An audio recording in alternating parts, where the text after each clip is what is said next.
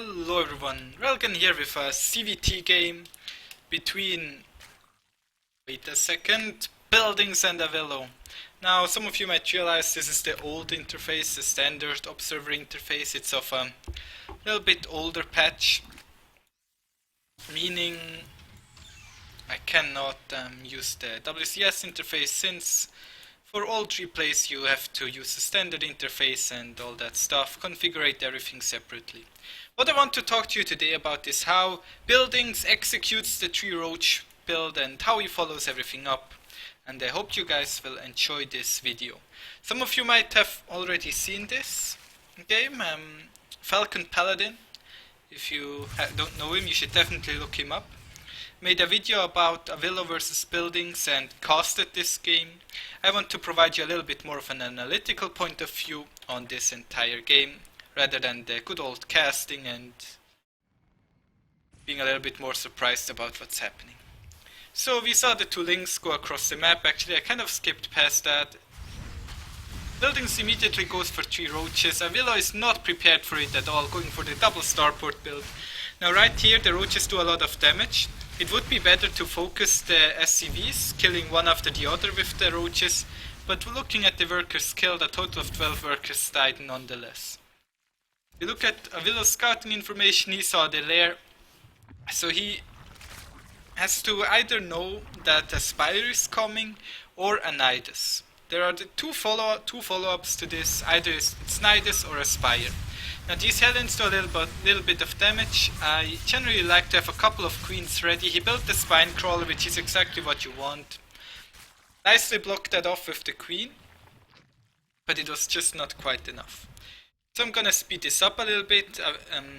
Buildings goes for the spire, delays his third, goes for the 2 additional queens, playing the build out as safely as possible. Then he gets his 6 to 8 Mutalisks. It's 8 Mutas this game. Gets the Carapace upgrade, an Infestation Pit, 2 Evolution Chambers, and a 3rd base. That is all the standard stuff that we often see. Now, AVILO showed him 2 starports, which is probably why he's really confused that Buildings goes for Mutalisks nonetheless. As I often tell you, the Mutalisks are here to force your opponent to react to them. Throwing them away like that is really bad. Units lost, Buildings lost way more. If your opponent goes for pure Liberator, just try to stay away with your Mutalisks and maybe shoot a couple shots at this gas, or try to delay this factory. Just try to hit him somewhere where he isn't secured with turrets or Liberators. Throwing the Mutalisks away like that is not ideal. Now, Buildings does follow it up with Corruptors. And I talk about this quite a bit, Corruptors in the ZvT matchup. If you watch my recent replays, in almost all replays do I go for Corruptors. Especially with Ling Baneling, but also with Roach Ravager. Corruptors are really good against Liberators, really good against Medivacs, provide you high ground vision, all the things you want.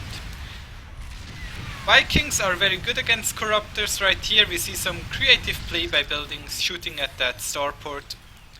The Bane of the Corruptor is the Cyclone. Cyclones do an insane amount of damage, especially once they have the upgrade. Right now they deal 400 damage to over 14 seconds to the Corruptors, which have 200 HP, so a Corruptor will die in 7 seconds for every Cyclone that locks onto one. You want the 4th base a little bit faster than Buildings got it, because you kind of do need that gas, and your main will somewhat mine out pretty quickly. He has a lot of queens to spread creep. His follow-up are swarm hosts, and right here I want to talk a little bit about the difference between my follow-ups and the follow-up of Buildings. Usually when I go for the 3 Roach build, I follow it up with a big Roach Ravager push. I make a couple of Mutalisks to make sure the opponent builds Liberators. I make a couple of Roach Ravagers to go for a push, and I try to kill him with 1 big push at the 8 to 9 minute mark. My +1/+1 timing. Buildings, however, went for Corruptors. Is showing a little bit different of a style. Lost all his Mutalisks immediately. AVILO did not capitalize on that at all. And he also got the upgrades. Only 1 upgrade. Not sure if he does not take the other one intentionally or not. Focuses on air upgrades as well. Against this kind of air style I would usually go for double spire because upgrades are really important against the liberators. AVILO doesn't get any upgrades, so I guess it doesn't really matter either way. But we will see swarm hosts this game, so let's have a look at how they do. We get a ruffle from AVILO. The good old Rage ruffle. Some Widow Mines walking around. Of course, if your opponent only has Corruptors, Widow Mines are quite good as well. Right here we see something that I haven't shown you in quite a while, which is King Sejong's positioning to use Swarm Host on. The Swarm Hosts go in, the Locusts fly in, do a lot of damage, immediately take care of quite a couple of his workers. AVILO tries to push in, and the Widow Mines do a lot of damage. He has all these queens to help deal with the air army. AVILO had to lift that command center right there. Queen Corruptor is pretty good against Sky Terran. Right here we see him. We don't really see any transfusions sadly. But the Locusts fly in and they do take care of the Widow Mines and tanks incredibly quickly. The Cyclones keep doing damage, but the Corruptors are just too tanky. Corruptors are really good against Liberators and low Viking numbers, especially with the +2 armor upgrade, minimizing the Viking damage to a total of 10 to them instead of the 14 that they would usually do. Or rather 12 I guess, since of course it also triggers twice, right? Yeah, twice, so it's 20 damage instead of 24 per Viking shot. Liberators also do a lot less damage. Now he's adding in some Banshees. Definitely good. Here we see some more Swarm Host attacks doing a good amount of damage.